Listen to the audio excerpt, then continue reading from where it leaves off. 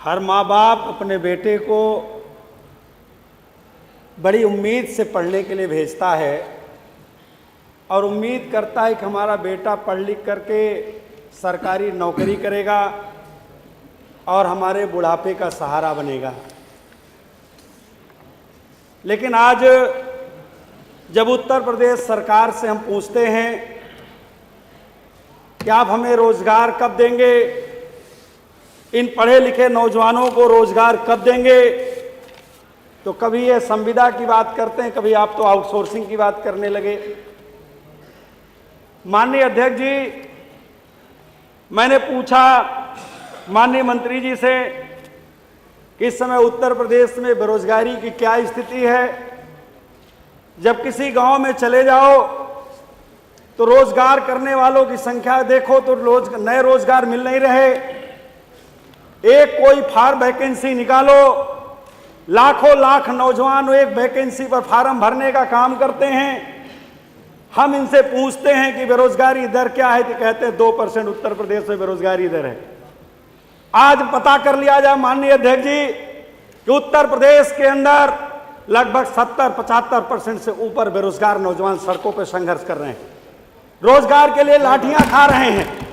लेकिन ये कहां से आंकड़ा लाते हैं, मैं समझता हूं ये बता पाना बहुत कठिन काम है।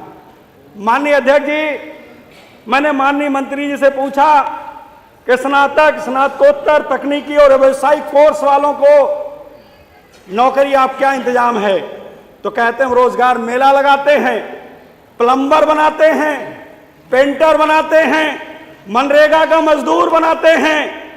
वो 1 महीने की नौकरी को ये परमानेंट नौकरी बताते हैं।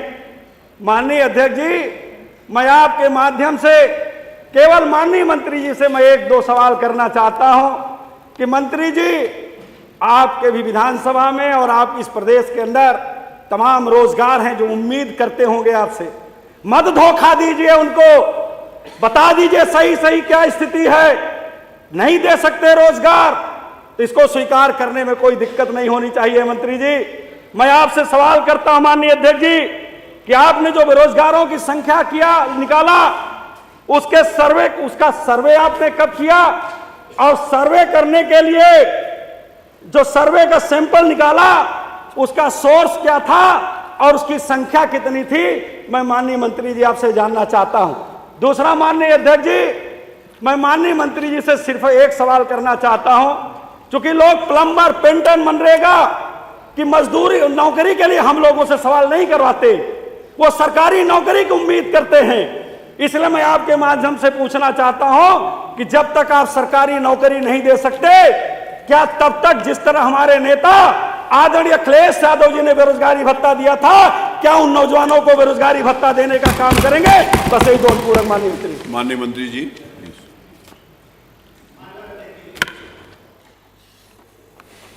उत्तर प्रदेश का कोई नौजवान अगर उद्योगपति बनना चाहता है तो योगी जी की सरकार उसको उद्योगपति बनाने का भी काम करती है। माननीय, सरकारी नौकरी में कोई जाना चाहता है मानवर, हमने पिछले सवाल के जवाब में बताया कि हम किस तरह से प्रयास कर रहे हैं। माननीय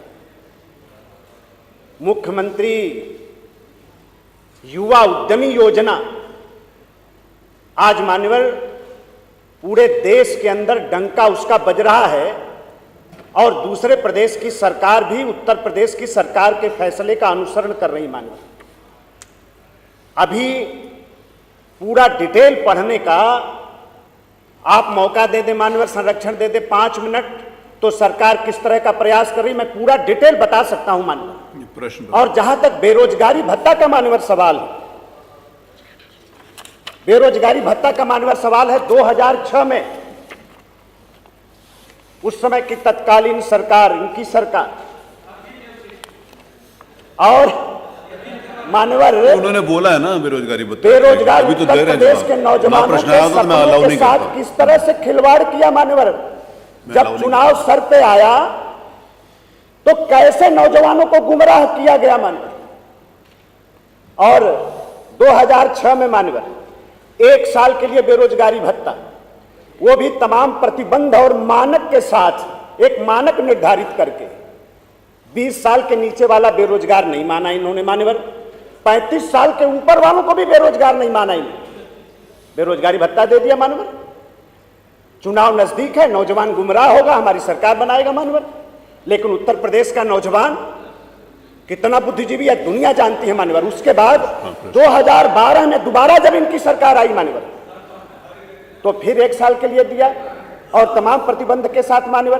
25 बरस के नीचे वालों को बेरोजगार ये नहीं माने मान्यवर, और 40 बरस के ऊपर वालों को भी बेरोजगार नहीं माने मान्यवर। और 1 साल एक बार बेरोजगारी भत्ता देकर उसको बंद कर दिया मान्यवर। अगर इतना ही प्रासंगिक था बेरोजगारी भत्ता तो आपने बंद क्यों किया? लेकिन उत्तर प्रदेश की सरकार का संकल्प है मान्यवर, हम उत्तर प्रदेश के नौजवानों को आत्मनिर्भर बनाना चाहते हैं मान्यवर, हम उनको काम देना चाहते हैं मान्यवर, हम उनको अवसर और मौका देना चाहते हैं। इसलिए बेरोजगारी भत्ता देने का हमारी सरकार की कोई योजना नहीं है।